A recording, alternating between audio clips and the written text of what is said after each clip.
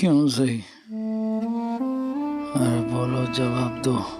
दादा, दादा, सही, तुमने ऐसा क्यों किया? दादा ने हमें से किसी को नहीं बताया कि वो सही को यहाँ मिले। ये तक नहीं बताया कि वो जिंदा है और यहाँ कनकवली में रह रही, और अब खुद बेहोशी की हालत में भी सिर्फ उसी का नाम लिए जा रही। फिर विराट दादा ने हमें से किसी को कुछ बताया क्यों नहीं? क्या दादा नहीं चाहते थे कि हमें से किसी को कुछ भी पता चले? विराट दादा के दिल में अभी भी सही वहीनी के लिए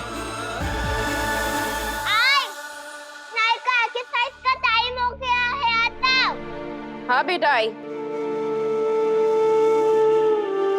है। जो हो गया सो हो गया।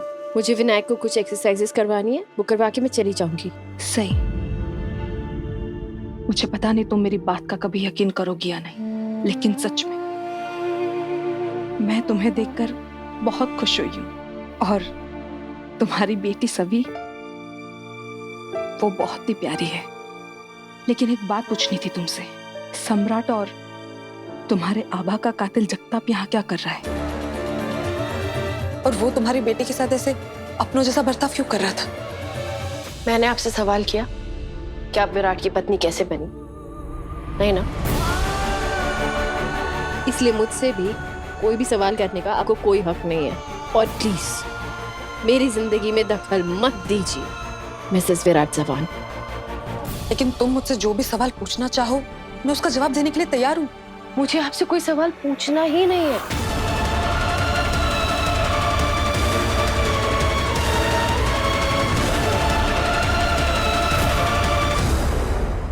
और हाँ मिसेस विराट जवान, मैं आपके पति की एक्स वाइफ हूं, लेकिन मेरी वजह से आपको डरने की, घबराने की कोई जरूरत नहीं है। आपके पति अब आपके ही हैं।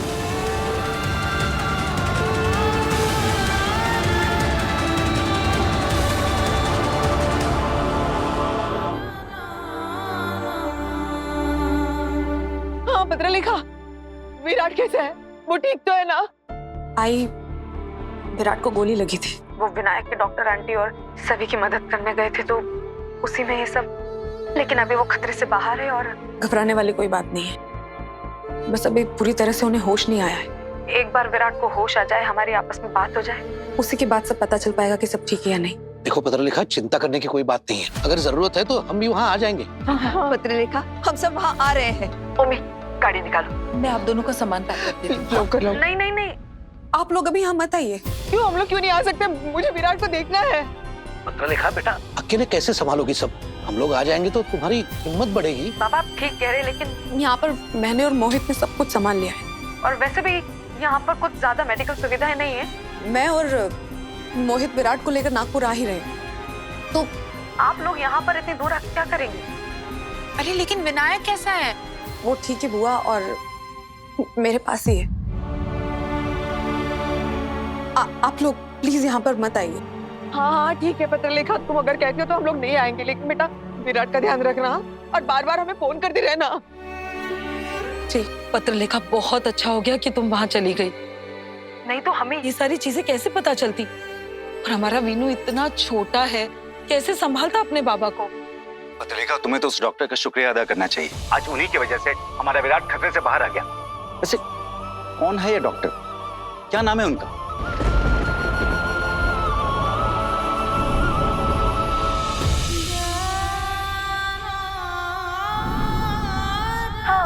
क्या नाम क्या है बेटा उसका?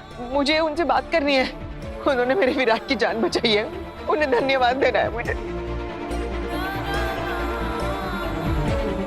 आई, वो अभी यहाँ नहीं है तो। और आप चिंता मत कीजिए, वो जब भी यहाँ आएगी ना तो मैं उन्हें आपकी तरफ से थैंक यू बोल दूंगी। और जैसे विराट को होश आएगा ना तो मैं आप लोगों को बता दूंगी, ठीक है?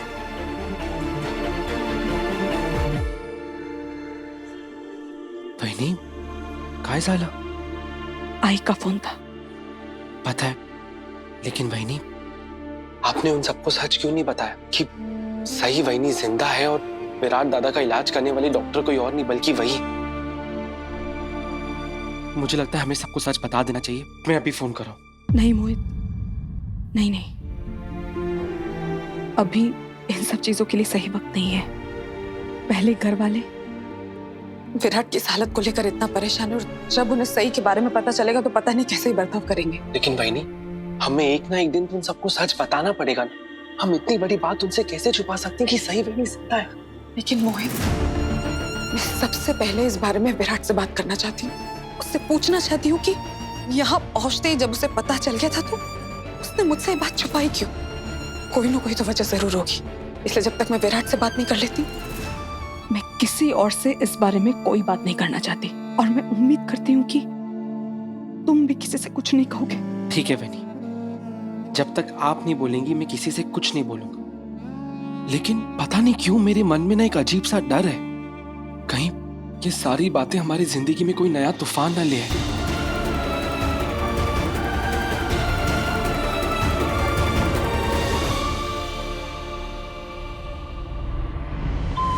बेटा, कल आपने एकदम हीरो वाली बहादुरी दिखाई थी ना।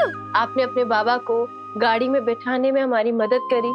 उसकी वजह से आपकी नीज के ऊपर ना ज्यादा जोर आ गया, इसलिए आपका पेन ज्यादा बढ़ गया है। आप ना बिल्कुल मत घबराओ, आपका ये पेन बिल्कुल छूमंतर हो जाएगा। डॉक्टर आंटी, मैं घबरा नहीं रहा हूँ। आप यहाँ पे हो तो आप मुझे ठीक कर दोगी। आई, मीनू से पता है हीरो उसके पापा है। उन्होंने कल मुझे फुल टाइम बताया, फुल टाइम।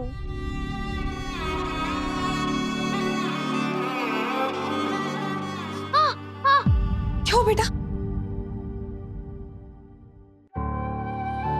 आप चिंता मत कीजिए, कल की वजह से उसकी नीज पर ज्यादा जोर पड़ा है। आपका बेटा बिल्कुल ठीक हो जाएगा। हाँ मम्मा, डॉक्टर आंटी है ना, वो मुझे ठीक कर देंगी। वो बहुत अच्छी है, वो मुझे कुछ नहीं होने देंगी।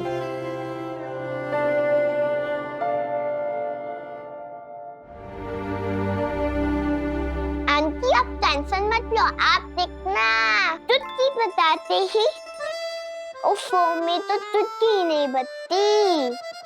लेकिन आप देखना ना पूरी लिस्ट में चौड़े का भी और सीधे का भी। इधर आओ। मुझे पता है कि आपकी आई एक बहुत अच्छी डॉक्टर है और वो मेरे वीनू को एकदम ठीक कर देगी। और सभी आपको पता है क्या? कि वीनू भी ना बड़ा होकर एकदम आपकी आई जैसा डॉक्टर बनना चाहता है ना वीनू? लेकिन मैं तो वीनू के पापा जैसे बनना चाहती हूँ, पुलिस ऑफिसर, एकदम शांत। मैं भी सबकी तान बताऊंगी जैसे पुलिस अंकल ने मेरी तान बताई थी। अरे वाह, ये तो बहुत अच्छी बात है। बेटा, आपके बाबा क्या करते हैं?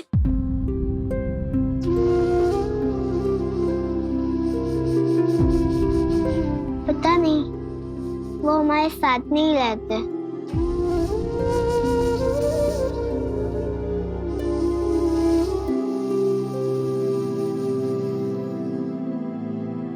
लेकिन मेरे पापा आने वाले हैं। पापा ने मुझे पेड़ पे लिख के बताया था। मुझे विनायक के पापा तरफ से पापा चाहिए, पुलिस ऑफिसर, एकदम शांत। बेटा, विनायक के बाबा ना बहुत अच्छे हैं और वो सबकी दिल से बहुत परवाह करते हैं। हाँ, मुझे पता है, वो मेरी बात परवाह करते हैं। आप टेंशन मत लो आंटी, मेरी आई ने बोला है कोई संग एकदम ठीक हो जाएगी।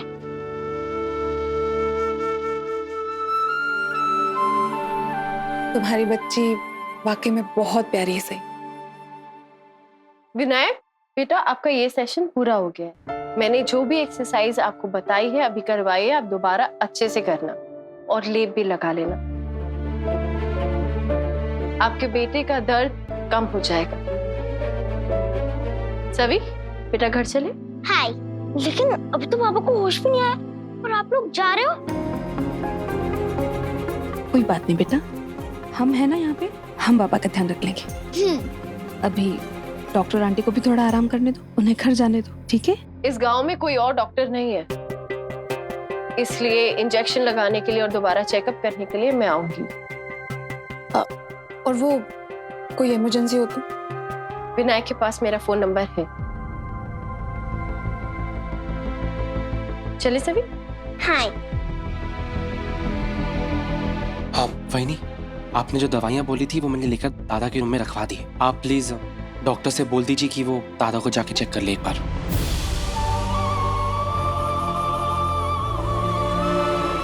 चलो ठीक हो सभी। वीनू?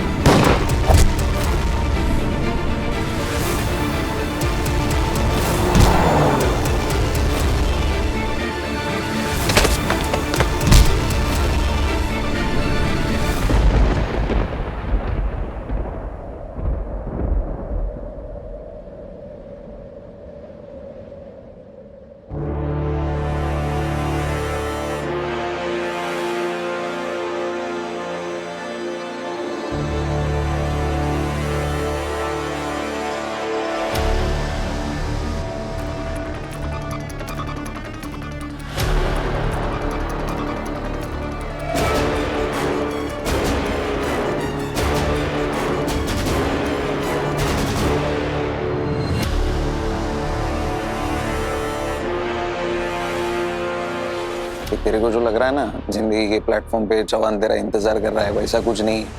वो दूसरी गाड़ी पकड़ के आगे निकल गया, वो बाकी से शादी कर लिया वो। चौहान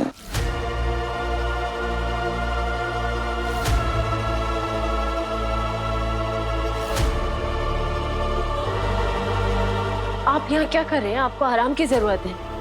और ये यहाँ क्या कर रहा है तुम्हारे साथ? भूल गई ये कौन है? ये वही जानवर है जिसने तुम्हारे आबा को गोली मारी थी। मेरे जीवा, तुम्हारे सम्राट दादा को मार दिया था इसने। मैं अपनी आंखें खोलता हूं तो क्या देखता हूं? तुम दोनों एक दूसरे का हाथ पकड़ के बैठे थे। ये चल क्या रहा है सही? क्या लगता है तुम्हारा? क्यों है ये यहाँ पर? आप मुझसे कुछ पूछो, उसका आपको कोई हक नहीं है। और मैं आपको कुछ भी बताना जरूरी नहीं समझती। आपका और मेरा रिश्ता ही क्या है जो आप मुझसे सवाल पूछ रहे हैं? जवाब नहीं दोगी ना? ठीक है। ये जगताप माने, तुझे क्या लगता है सही को अपनी तरफ कर लिया तूने तो मैं तुझे माफ कर दूंगा, छोड़ दूंगा? ये अपने बीते हुए कल को भूल चुकी होगी, लेकिन मैं नहीं।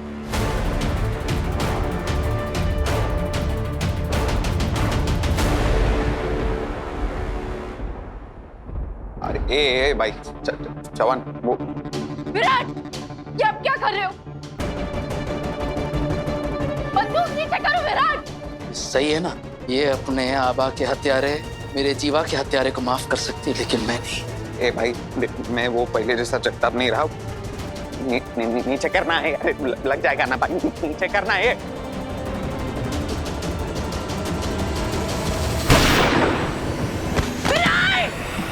जगताप में तुझे। विराट, विराट, विराट क्या हुआ? खून? विराट, खून बह रहा है। तुम ठीक हो? मोहित, मोहित, जल्दी से सही को फोन करो। विराट की हालत बिगड़ रही है। विराट, दादा, विराट लेटो। वहीनी, छोटा मुंह बड़ी बात, लेकिन मुझे लगता है कि अभी हमें हरिणी की चिंता फिक्र टेंशन करने के बजाय विराट और पत्रलेखा के बारे में सोचना चाहिए। बाप्पा करे विराट बहुत जल्दी ठीक हो जाए.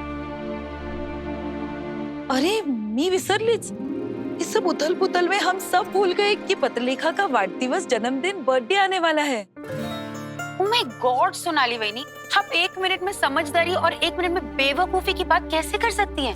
वहाँ विराट जिंदगी और मौत के बीच में लड़ रहा है, हम सब यहाँ पे इतने परेशान हैं, और आप पत्रलेखा के बर्थडे पार्टी के बारे में बॉदर हो। शिवानी, सोनाली ने कुछ गलत नहीं कहा है। विराट जंग लड़ नहीं रहा है, जंग जीत चुका है। बहुत तकलीफ से गुजरा है वो, और पत्रलेखा भी। उसकी हिम्मत बनके, उसकी परछाई बनके इस मुश्किल घड़ी में उसके साथ खड़ी। हमें उनके लिए कुछ खास करना चाहिए। जितनी तकलीफ सहनी थी उन्होंने सह ली। अब बस मैं इतना चाहती हूँ कि उनकी जिंदगी में कोई भी तकलीफ ना आए, उनके बीच में कोई ना आए।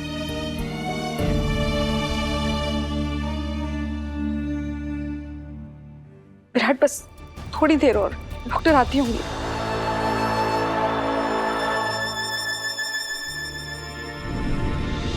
तुम निकलो यहाँ से। अब यहाँ तुम्हारा रहने का कोई मतलब नहीं। मिसेस चव्हाण,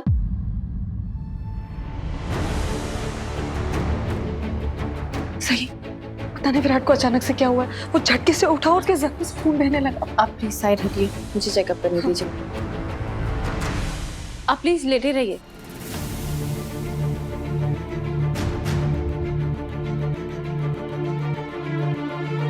वो शायद किसी स्ट्रेस की वजह से जोर पड़ा है, जिसकी वजह से खून निकलने लगा है। मैं आपको कुछ मेडिसिन लिख देती हूँ, आप पुलिस डिस्पेंसरी से जल्दी से वो मंगवा लीजिए। चल, थैंक यू।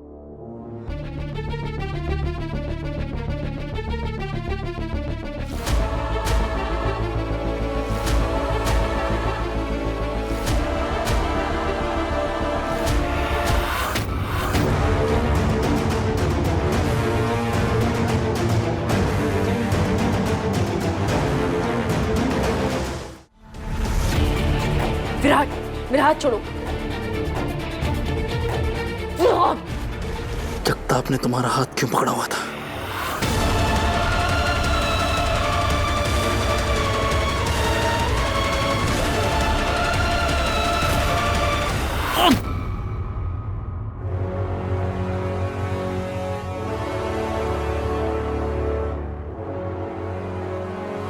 मैं आपकी डॉक्टर हूं, आपका इलाज कर रही हूं। आपका और मेरा सिर्फ डॉक्टर और पेशेंट का रिश्ता है, उससे ज्यादा हमारा कोई नाता नहीं है।